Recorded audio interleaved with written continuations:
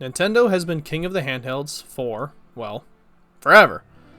There really has never been competition for a handheld other than the PSP, which was the closest competition that there ever was for a handheld gaming market. The Nomad tried and failed. Nothing could stand up to the Game Boy, or the DS, or the 3DS. These consoles just, they are timeless. I don't think they will ever die. And I want to go through my, not top 10, because there's not 10 here, but I want to go through my top favorite of the Nintendo handheld consoles. Now, I do have to state I am missing a few, so they're going to be left out of this video. Unfortunately, I'm sorry.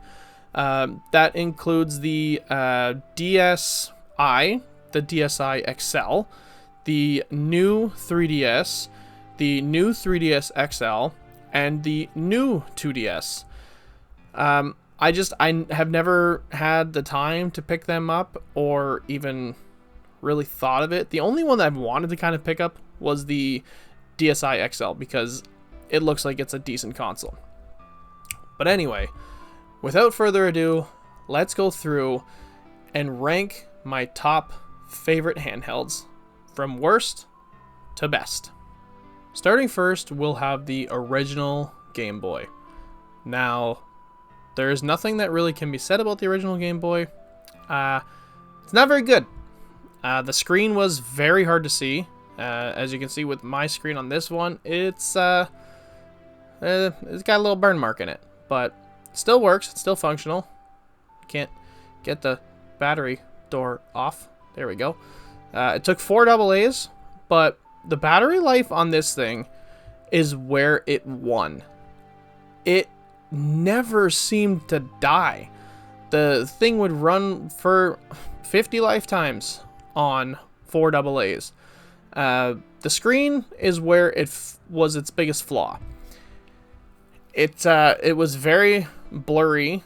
It was terrible to look at, which is why when I play on the original Game Boy, I use this one. This one has a blue IPS backlit screen. The motion, it's still not great.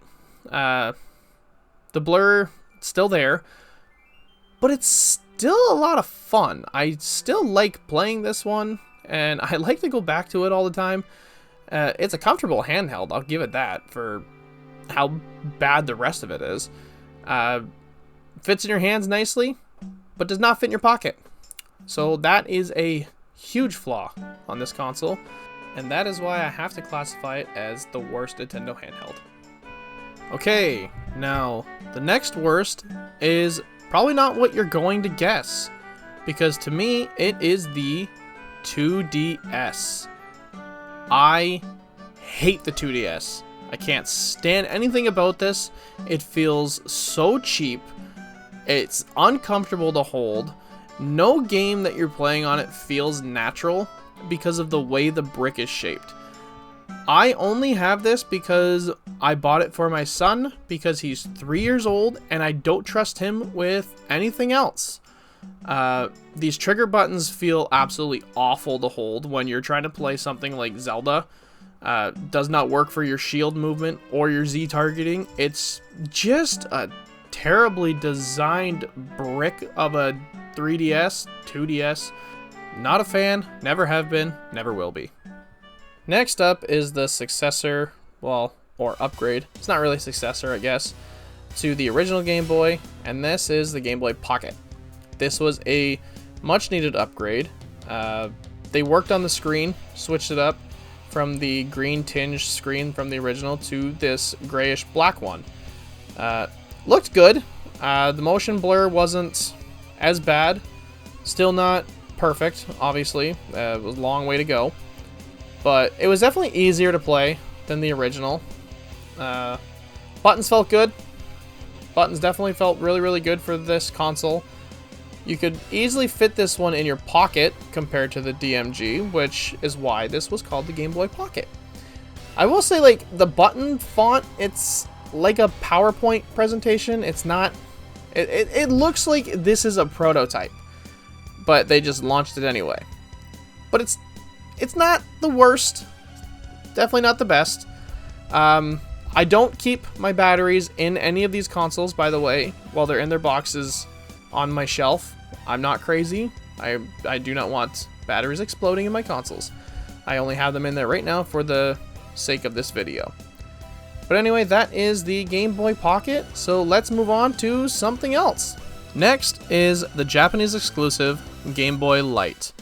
The Game Boy Lite was a pretty cool Game Boy. The back was really nice and comfortable because of the little grooves to fit your fingers on. But the absolute selling point to this Game Boy is in its name. It's the Lite. It is backlit with a blue indiglow light, almost like the watches from the 90s and 2000s. It wasn't the greatest thing for seeing at night, and it's a novelty, that's for sure, but it's a fun novelty, and it's one that I am happy that I have, but it's not one that I'm going to go back and play all the time, especially when there are far better options for backlit Game Boys, some of which will be coming up very shortly. It's whatever, it's cool, but now let's move on to the next Game Boy. Next is the true successor to the original Game Boy, the Game Boy Color. The Game Boy Color was quite cool. There's not a ton to say about this thing other than the fact that it has a colored screen. Sure, it's not backlit, but it is much sharper than the original or the Pocket. The colors pop on this thing, and I mean pop. If you are playing in a good light setting, this screen is damn near flawless. Other than that backlight, that is the only thing that is flawed about it. I love the Game Boy Color. I love the unique look of the color too. Like, you look at the Game Boy Color and you know you're playing the Game Boy Color. Yeah, sure, it's because it says color right there. But it's something different. It looks like a Game Boy Pocket type deal, but you just know it's not. You look at it and you're like, this thing is different. It's its own entity.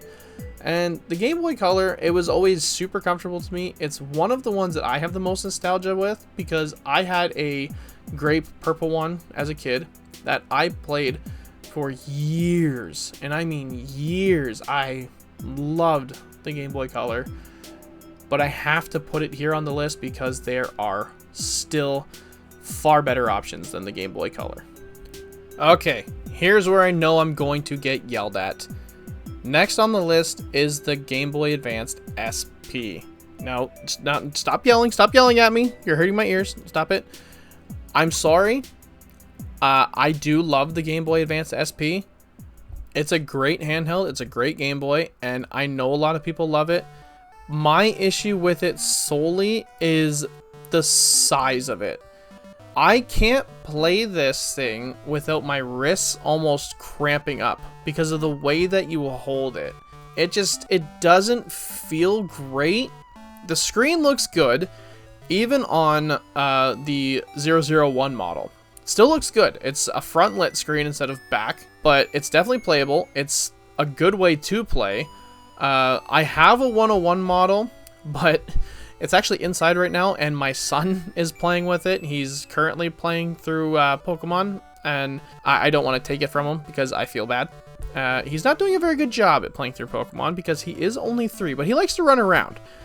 But the Game Boy Advance SP, they did so many things right with it. The clamshell design of it was cool, but it's the most uncomfortable of the GBAs in my mind. Now here's where it gets fun. This next one is the Game Boy Micro. Yes, I know I just complained about the size of the SP, and this thing is way smaller, but it's comically small where it's actually funny. And what's insane about it is the screen is actually better than the 101 and the 001, obviously. And it's one of those novelty ones where I love to play it. I bring it with me to work every single day because I have some downtime at work where I need to do something, and playing Pokemon is one of those things I love to do, and this is the easiest way. It's compact, it doesn't get in the way, it's easy to bring with me anywhere that I go, and I will always do so.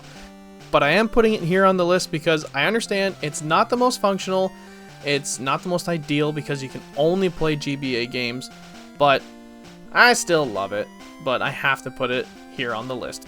Next is my favorite version of the GBA, and that is the original GBA. I know, there's no backlit screen, but if you are playing in a room that is well lit, like I usually do in my game room here, I have 9 very bright pot lights, and they are great for seeing the screen on this Game Boy, but it's not even just the screen.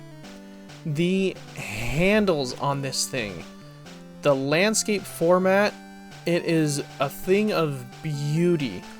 The shoulder buttons are amazing, and I mean, this one is a little more beat up than my purple one because this one is actually my childhood one, and it took a beating. Like I was a kid. I have no excuse. I beat this thing around a bit. There's nothing to say about it, but I love it. I always have loved it. I did used to have a modded one of this, but it broke. I do plan on getting a modded one again eventually, and when I do, I want to get one with the C-type charging port because I think that makes it even better to use. But all in all, I still think this is a better way to play in good lighting than the SP or the Micro. Okay, here's another spot where I know I'm going to get some pushback. Next on the list is the DS Lite. Now, I do love the DS Lite. Don't get me wrong, the DS Lite's great. What I don't like about the DS Lite is how the Game Boy Advance cartridge sticks out of the bottom like a tumor. The screens are good, yes, but it feels cheap. Like, I don't know any other way to explain it. It doesn't feel like a quality built console. Like, I feel like I'm going to break the damn thing every time that I'm holding it. I also am not a fan of the glossy finish on the outside. I know there's like, it's a nitpicky thing, but I don't love it.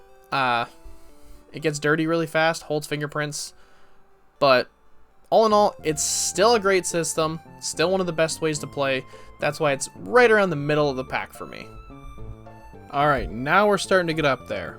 Now this is a super unpopular opinion, but I love the original DS. I love this chunky fat system. I love everything about it. It feels so comfortable to hold as it's just a big brick. It feels meaty, it feels sturdy. And honestly, I go back to this one more than I go back to the DS Lite. I don't really have a full reason other than the fact I just like it better. The screens on this actually look far better than people give them credit for. They are not the putrid, unplayable consoles that everyone says. I love these things. It's my like I said, it's my go-to way to play Game Boy Advance games because the cartridge fits flush with the console. I love that it's flush. I can't stand on the DS Lite that the thing sticks out. It drives me nuts. Stupid thing, but I don't like it. I also like the feel of the buttons on this console. I like how clicky they are, but I am not obviously blind to the fact that this is not the greatest console out there, so I could not put it at number 1 as much as I wanted to. Now we are at my number 2, which is the original 3DS. I always loved the 3DS. I did not, however, love the launch price of the 3DS at the $250 mark. I thought that was really dumb. I don't know what they were thinking with that, but who cares? It's over. It's done with. This console is great. It feels comfortable. Not only does it feel great, this is one of the best looking consoles that I've ever seen. This one's a little grimy right now because my kid was just using it and I haven't cleaned it yet. I gotta get to that. The buttons all felt great on these consoles. The 3D effect was really, really cool. But what makes them high on my list was the virtual console that came out later. Being able to play the original Pokemon games and then Gen 2 Pokemon games on this is absolutely pure greatness. I wish they would have got around to doing Gen 3, but beggars can't be choosers. Being fully backwards compatible with the original DS makes this thing even better, because now it is just a all-in-one console, great handheld. Love it to death, love the color, love the look, absolutely love it, but it is not number one. And now let's get to the number one spot. And next, the very first console that I go to all the time is my 3DS XL. As you can tell, I have trouble keeping this thing clean because I use it so frequently. I love the feel of the 3DS XL. I love the size of it. I love all the buttons. I think they all feel great. It has a quality build. It does feel a tad cheaper than a new 3DS, but I can't afford one of those right now because they are crazy in price. As you can see, my 3DS XL is currently dead. I forgot to charge it. But that's because I play this thing so much. I absolutely adore this console. I use it more than any other console that I have for handhelds. The virtual console on it, I love. I've got Crystal and Yellow on it, which are my favorite ways to play through those respective regions. And I can't say anything else about this console. This console is pure greatness. It will always be greatness. And it is my number one Nintendo handheld that I will always go to. So that is it for the video. I hope you enjoyed this video, and let me know in the comments what your favorite handhelds are. I want to do a video like this again, but next time I want to do controllers for different consoles. Go through my least favorite controller all the way to my absolute favorite controller. So stay tuned for that one, and I will see you in the next video.